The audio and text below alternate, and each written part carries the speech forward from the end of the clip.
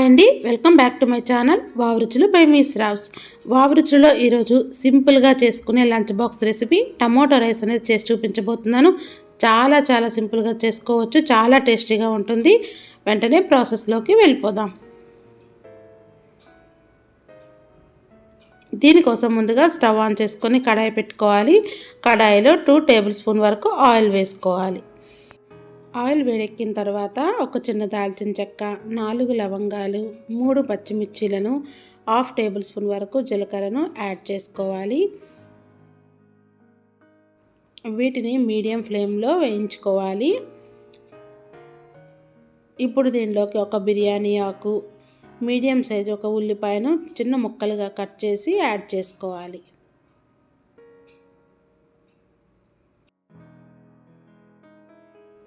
ఉల్లిపాయను add చేసుకున్నాక మొత్తాన్ని ఒకసారి బాగా కలుపుకొని ఫ్లేమ్ని మీడియంలో పెట్టుకుంటూ దీనిలోకి ఒక రెమ్మ వరకు కరివేపాకుని యాడ్ చేసుకోవాలి.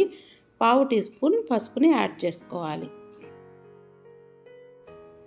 యాడ్ చేసుకున్నాక మరొకసారి బాగా కలుపుకొని దీనిలోకి ఫ్రెష్గా గ్రైండ్ చేసిన అల్లం వెల్లుల్లి పేస్ట్ని 1 టేబుల్ స్పూన్ వరకు యాడ్ చేసుకోవాలి.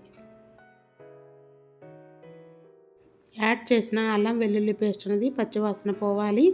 ఇప్పుడు దీనిలోకి 2 టమాటాలను పేస్ట్ లాగా గ్రైండ్ చేసుకున్నాను.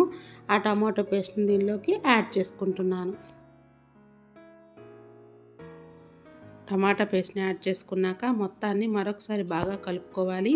ఇప్పుడు దీనిలోకి 1/2 table spoon salt, 1/2 table spoon కారాన్ని యాడ్ చేసుకోవాలి. యాడ్ చేసుకున్నాక మరొకసారి బాగా కలుపుకోవాలి.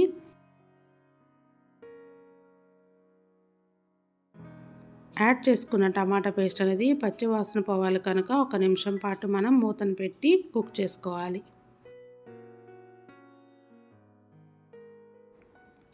టమాటా అనేది చక్కగా మగ్గిపోయింది. ఇప్పుడు మనం ముందుగా కుక్ చేసి చల్లారబెట్టుకున్న రైస్ని దీనిలోకి యాడ్ చేసుకోవాలి. యాడ్ చేసుకున్నాక మొత్తాన్ని బాగా కలుపుకోవాలి. ఎక్కువ మందికి చేసుకున్నట్లయితే మనం రైస్ క్వాంటిటీ అనేది పెంచుకోవాల్సి ఉంటుంది. ఇంగ్రీడియంట్స్ అన్నీ కూడా దానికి తగ్గట్టుగా వేసుకోవాలి. ఇలా కలుపుకునేటప్పుడు ఉప్పు కారాన్ని చెక్ చేసుకోవాలి. ఏమైనా తక్కువ అనిపిస్తే యాడ్ చేసుకొని కొత్తిమీర వేసుకోవడమే. మన టమాటో రైస్ అయితే రెడీ అయిపోయింది. చాలా టేస్టీగా ఉంటుంది. సింపుల్గా తయారు చేసుకోవచ్చు. మీరు కూడా ఈ రెసిపీని తప్పకుండా ట్రై చేయండి. Thank you for watching.